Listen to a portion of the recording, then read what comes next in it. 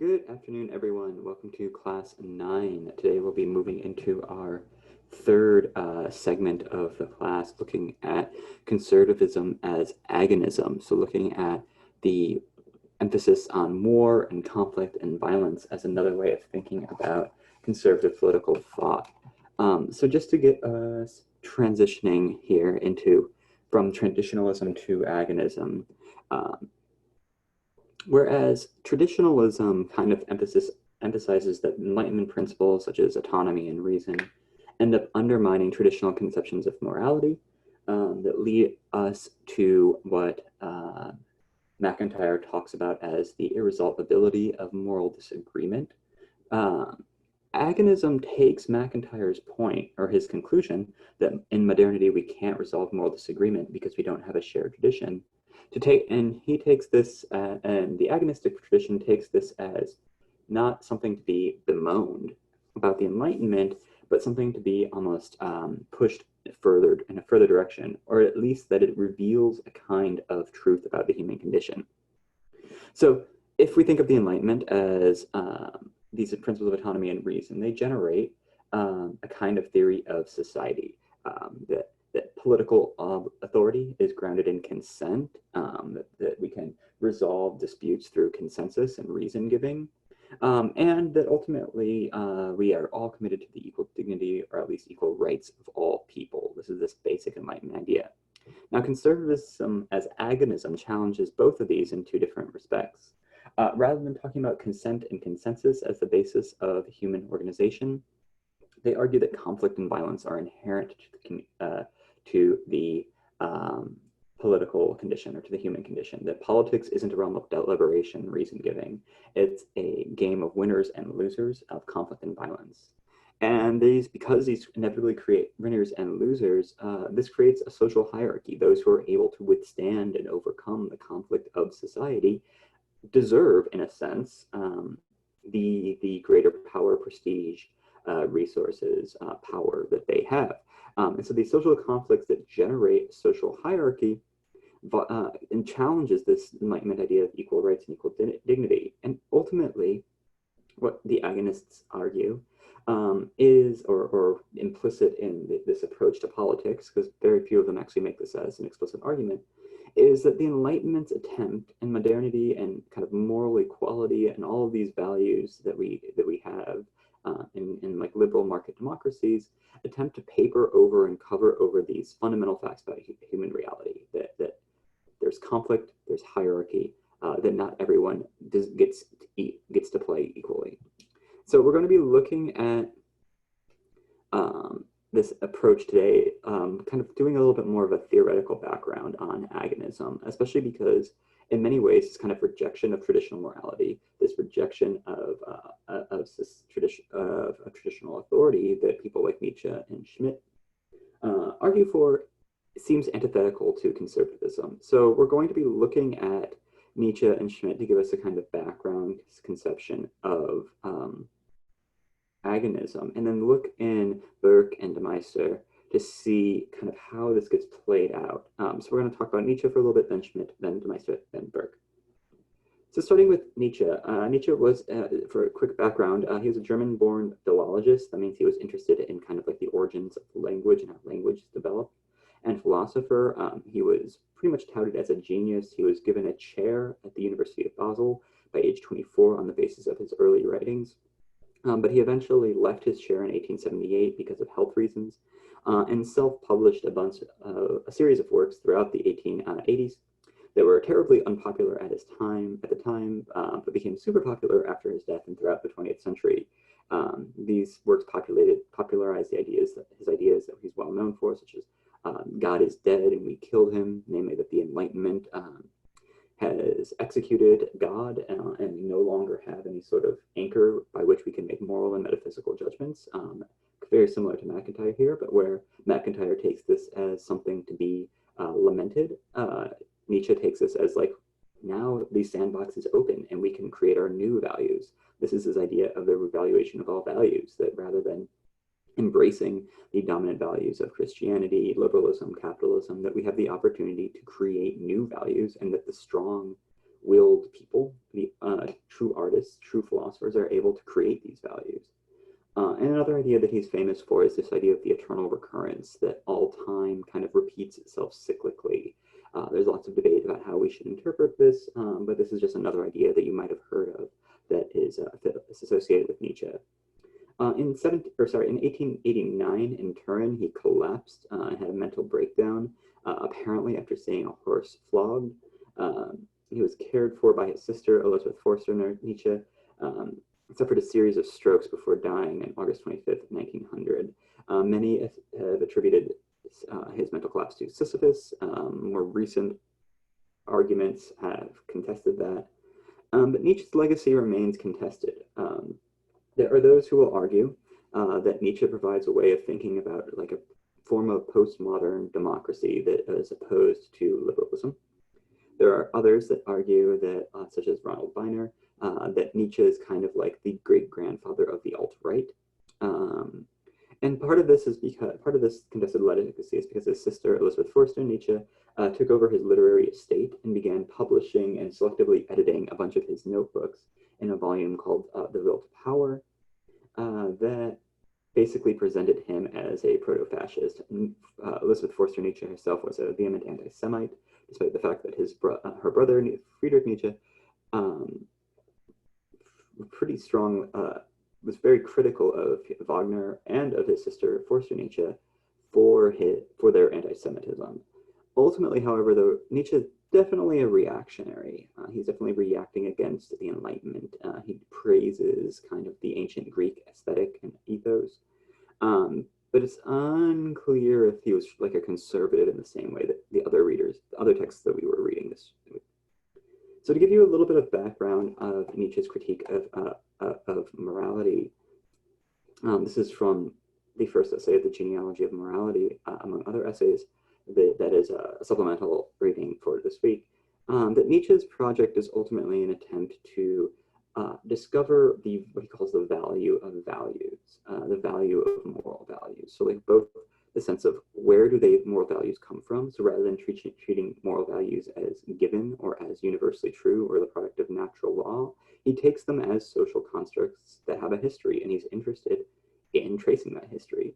But he's also interested in whether or not these moral values are signs of ascending life or descending life. He thinks that we can tell how healthy a society is based on the type of morality that it has. And ultimately, this is because he thinks of morality as nothing more than an expression of the will to power, that moral judgments are always an attempt to enhance the power of the person or community or group making that moral judgment. So in the Genealogy of Morality, he describes two different systems of morality, and there's far more to be said about these forms of morality. But this is just a quick schematic. That in the ancient, what he calls the noble, and elsewhere he calls yes-saying morality, good meant what is noble, what is strong, what is excellent, and bad is what was common or vulgar. These didn't have the same type of moralistic undertones. But with slave morality that he associates with Christianity, with Immanuel Kant, with the Enlightenment, with socialism, we move from good and bad to good and evil, where good are those who suffer, who quietly, the suffering servant, those who turn the other cheek, weakness, universality, equality, all of these things are these democratic values of equality, of equal human dignity, of democracy itself, are good, where things that are evil are strength, power, nobility. And he ultimately argues that the noble morality was replaced by the slave morality in what he calls a slave revolt of morality with the rise of Christianity.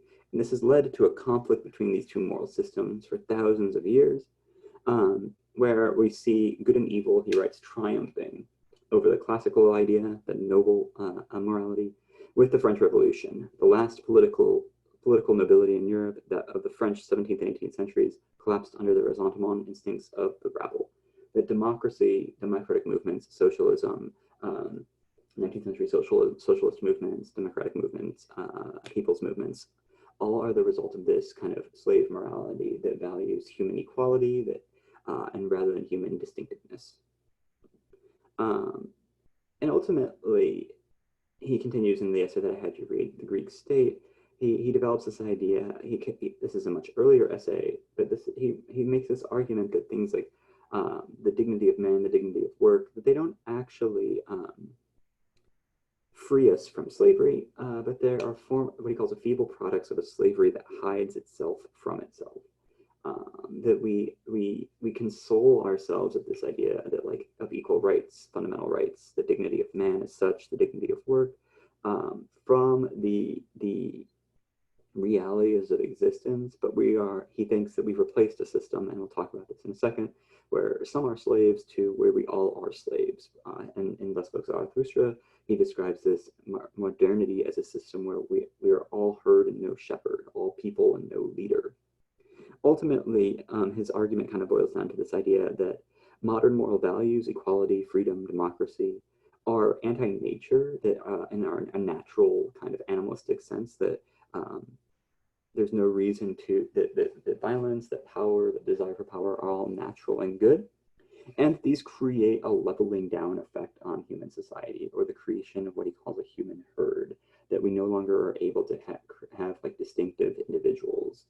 We're not able to produce we're not able to have distinctive, noble, strong, excellent individuals. We only have kind of a baseline of equality. And this matters because he thinks that it's ultimately these rare individuals that are able to overcome what he calls the struggle for existence. As he writes on page 164 of The Greek State, we struggle wretchedly to perpetuate this terrible predicament, a wretched existence, this terrible predicament necessitates exhausting work. The human condition for Nietzsche is not an idyllic state of nature like it is for Jean-Jacques Rousseau. It's a struggle not only to survive, which requires drudgery, labor, and work, but it's also, as he goes on, appealing to Hobbes's idea of a war of all against all on page 70 of the essay, a struggle against other human beings, that we live in a constant state of war and conflict, and it's only with the state functioning not as the result of a social contract, but as he calls it, the iron clamp producing society by force, that we escape this constant conflict and violence. But we shouldn't understand the state as anything ideal or supporting progressive or liberating purposes, but simply a kind of pause in the state of war. But this terrible state of existence is justified not by kind of any sort of equal rights, but these rare individuals, these geniuses that overcome the struggle for existence and create artistic culture that, against Enlightenment theories that talk about the intrinsic dignity of all human beings, Nietzsche argues that all existence only has meaning because of these rare individuals. On page 164, he writes, only those individuals can emerge from this horrifying struggle for existence, who are then immediately preoccupied with the fine illusions of artistic culture, so they do not arrive at the practical pessimism that nature abhors as truly natural. That elsewhere Nietzsche writes that the purpose of the species, and this includes the human species, is not to perpetuate itself, but to produce rare specimens and human geniuses that are superhumans that justify the existence of the rest of humanity. And this, for Nietzsche, requires slavery to free the great geniuses from the struggle for existence. He argues that there must be slavery, there must be a hierarchical system that subordinates the majority to a life of toil so that the rare few can overcome this life of toil and create culture. On page 166, he writes, slavery belongs to the essence of a culture. And this means that democratic ideals that deny this natural hierarchy ultimately are nihilistic, what he says elsewhere, that they are ultimately deny the ability for human beings to create meaning by insisting that we are all equal. On page 167, Nietzsche bemoans the cry of compassion that would tear down the walls of culture and, quote, urge for justice, for equal sharing of the pain, that would destroy the conditions necessary for an artistic culture. For Nietzsche, these Enlightenment ideals come at the price price that we no longer can release some individuals from a life of necessity to pursue greater pursuits. So for Nietzsche, agonism, conflict, violence, warfare, is both an inherent part of the human condition, and those whom such situations do not kill, as he writes in an aphorism in Twilight of the Idols, become stronger. It is these strong individuals that transform the struggle for existence and the conflict with others into something that is for Nietzsche beautiful and glorious, that makes life worth living. Nietzsche's idols are the tragic and Homeric heroes of ancient Greece who embrace a violent and deadly and short life but in doing so turn their lives into works of art that still captivate the imagination today.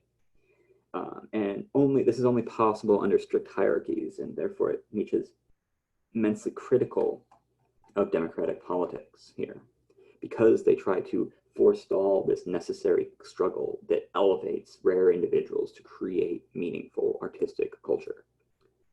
Now, writing about 50 years after Nietzsche is the work of Carl Schmitt, who was born in 1885 and trained as a legal scholar and philosopher.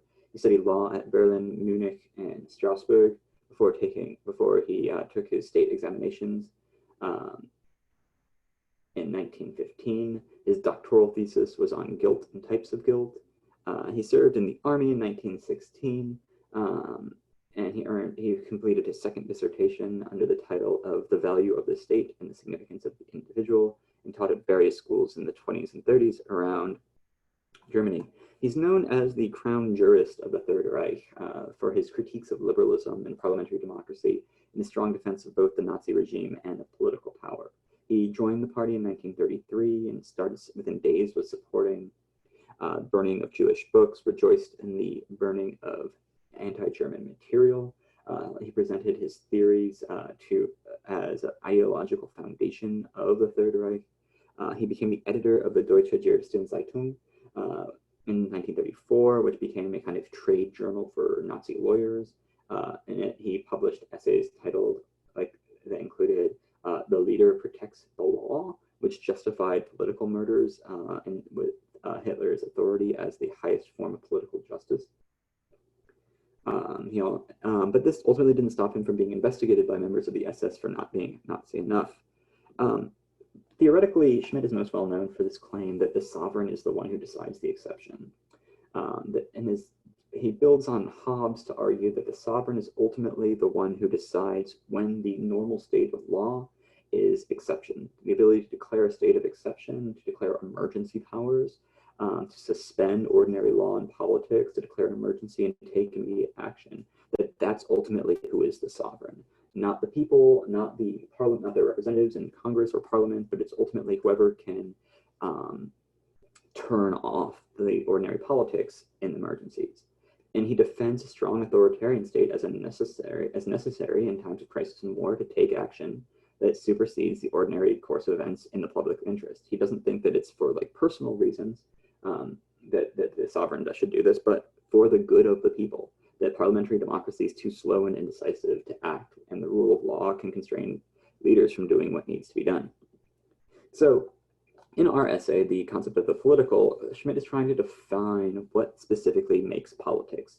And his conception of politics is that based on the idea that the specific political distinction is between friend and enemy, that politics is ultimately defined by a conflict between against enemies, that there are clear battle lines that can be drawn. If something is political, it's because there are opponents that are not merely competitors, but are enemies. And for Schmitt, this is distinct from morality, aesthetics, religious, or economic distinctions. As he writes on page 27, the enemy doesn't need to be immoral or ugly or a heretic or even an economic competitor, but they must be someone who is an other, who constitutes a threat and therefore is an enemy. And the enemy is also constructed publicly. The enemy is solely a public enemy. It's an enemy not just to me personally, but to the community, to our way of life. And Schmitt insists that this is not metaphorical. For to the enemy, he writes on pages 32 and 33, belongs the ever-present possibility of conflict. The friend-enemy in combat receive their real meaning precisely because they refer to the real possibility of physical killing. Schmitt thinks that while it doesn't always involve violence, if the political conflict is unresolved, violence breaks out. If I'm not able to defeat my enemy in the political arena, or if there's not some sort of compromise, this Schmitt thinks that compromises are fairly unlikely, then there's always going to be this threat of violence. He's thus critical on page 28 of liberal theories that try to transform political enemies into competitors or a debating adversary. He calls this depoliticization, a move to try to hide this real existential violence at the heart of politics. And that makes us unprepared to deal with the fact that you have people willing to start armed insurrections if they don't get their way. So for Schmitt, war is an ever-present possibility of politics. That civil war and armed insurrection are always looming in the background if political negotiations break down. And he writes on page 35 that a world without the possibility of war, or a world in which the possibility of war is utterly eliminated, a completely pacified globe would be a world without the distinction of friend and enemy, and hence a world without politics. He basically thinks that these like Enlightenment theories of perpetual peace from Immanuel Kant, or the idea that we could have like a kind of a global peace that is forever, are naive and dangerous because they are naive.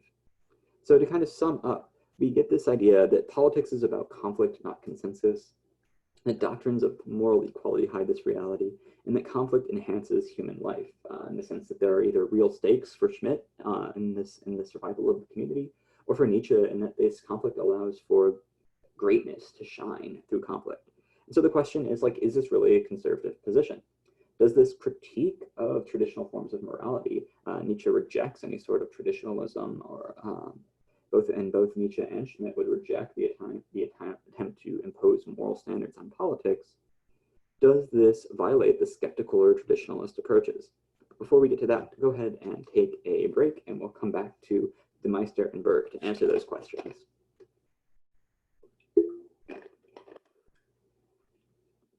So in the seventh dialogue on the temporal government of providence, the seventh St. Petersburg dialogue, de Maistre argues that agonism, or warfare and conflict, is part of human nature. He begins this thought experiment early in the dialogue, that in our enlightened age, that there are two professions that are justified in taking another human life, the executioner and the soldier.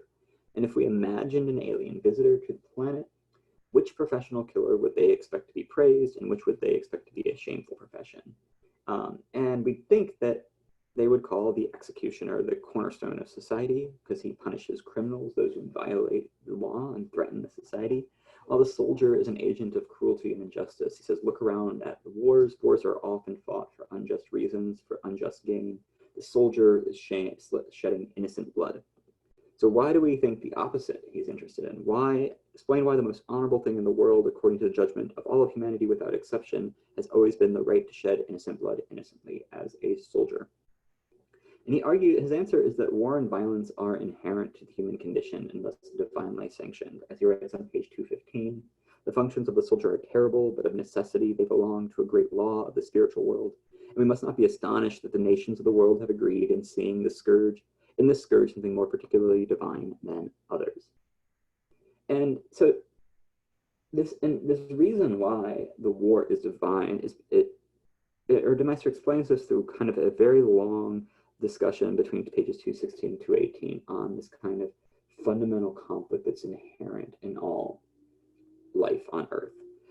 He starts by pointing to the vast domain of living things, where all living creatures are engaged in a kind of constant violence. This is a point that Darwin makes too, that creatures are constantly killing each other to survive, struggling over scarce resources. And the human species is the worst. That humans, he writes, kill to nourish themselves, kill to clothe themselves, kill to adorn themselves, kill to attack, kill to defend, kill to instruct, kill to amuse, kill to kill. A suburban terrible king, they need everything and nothing resists him. That human beings, he thinks, are just inherently violent, that every part of our life is organized around violence and death. And he continues on 217, thus from the maggot up to man, this universal law of the violent destruction of living things is unceasingly fulfilled. The entire earth, perpetually steeped in blood, is nothing but an immense altar on which every living thing must be immolated without end, without restraint, without respite, until the consummation of the world, the extinction of evil, the death of death. There's no hope for a kind of liberal peace. There's no hope for a kind of sense of political response or solution to conflict. That war and violence are inevitable and natural, but also divine. War itself is divine. It is the law of the world. That for de Maistre, war is how God realizes his glory. That war is what God allows God to reveal God's plan for human beings. Much similar to his argument about the French Revolution. So for de Maistre, we get this kind of very Schmittian, very Nietzschean kind of idea that we shouldn't try to alleviate the conflict inherent in human nature, though for very different reasons. That because for de Maistre, this conflict is natural and divine and sanctioned by God, that we shouldn't violate God's will by trying to alleviate this human condition of suffering. Now, Burke gets a bit more practical. Burke's, this letter from a Regicide piece that I had you read excerpts for, was written in 1796 towards the end of Burke's life in opposition to Prime Minister William Pitt's plan to try to end the War of the First Coalition with peace with the French Republic. Now, the war against France was extremely expensive, and Pitt had committed large amounts of resources to the war, both on the continent, but also in the Caribbean, trying to seize Saint-Domingue during the Haitian Revolution. But Burke is vehemently opposed to any attempt to make peace with France. He writes on page 266, "We are at war with a system which by its essence is inimical to all other governments, which makes peace or war as peace or war may best contribute to their subversion. It is an armed doctrine that we are at war. It has by its essence a faction of opinion, of interest and enthusiasm in every country. That they are at war not simply against France, but against an idea and for the defense of all Europe." And so we get a series of Schmittian themes, right? That the French Revolution is the enemy of all Europe, that instead of religion and law, by which they were in a great politic communion with the Christian world, they've constructed their republic on three bases: regicide, Jacobinism, and atheism. Again, he's echoing Schmitt's idea that the political condition is an existential one, that the enemy is an existential threat to the political community and not merely a rival. Therefore, it must be defeated at all costs, right? That these are fundamentally opposed, that the enemy is a fundamental threat to your existence. He also writes that there's a form of justice in conflict, that like the Maistre, he thinks that war is the sole means of justice among nations, that nothing can banish it from the world, and word language that Schmitt could have written himself. That conflict and violence cannot be resolved, that war is a tool of justice, that if you want justice, you don't achieve justice through deliberation, you achieve justice through victory. And he has this kind of fear of conspiracy, that this worry that if we are unable to stand up to the enemy abroad, that will embolden enemies, a kind of domestic uprising for republicanism. And throughout, Burke warns of appeasing France and of Britain becoming too cowardly to deter it and stop similarly revolutionary movements at home. So this both echoes Schmitt's point that civil war lurks underneath all political conflict, and also points towards the way that the war on terror would be framed by neoconservatives, that we have to be able to deter against all forms of terrorism and evil. And ultimately, Burke writes on page 322, "It is not a revolution in government. It is not the victory of party over party. It is a destruction and decomposition of the whole society, which can never be made of right by any faction, however powerful, nor without terrible consequences to all about it, both in the act and in the example. The pretended republic is founded in crimes and exists by wrong and robbery wrong, far from a title to anything, is war with mankind. To be at peace with robbery is to be an accomplice." So again, Burke is framing the struggle against revolutionary France in Schmittian existential terms. There can be no compromise with France, as such would undermine the foundations of civil society. Only continued warfare can establish justice. And so what we're interested in is less the kind of specific argument for war here, but how this thinking that we have to defend society against existential threats, and these existential threats change over the course of conservative thinking, from republicanism to socialism to the social movements of the 60s to terrorism. These persist throughout conservative thinking, especially in the latter half of the 20th century, and this warlike approach to politics animates a lot of the kind of conservative thought and rhetoric in a way that I think is probably is disavowed with these appeals to either skepticism or traditionalism. So what I'd like us to think about going into discussion sections as you finish the reading, what are the kind of political implications of viewing society as a constant battleground or a constant state of war? What does Burke's and de Maistre's own kind of agonistic writings reveal about their supposed skepticism for Burke and traditionalism for de Maistre? What examples of agonism do you see in conservative politics today? And is agonism inherently conservative? Can there be a left-wing agonism? Hopefully talk a little bit about that this week in class as well. So that is it for today, this mini lecture. I will see you in discussion sections where we'll dig into these texts in more detail and think about what's conservative about this constant state of war.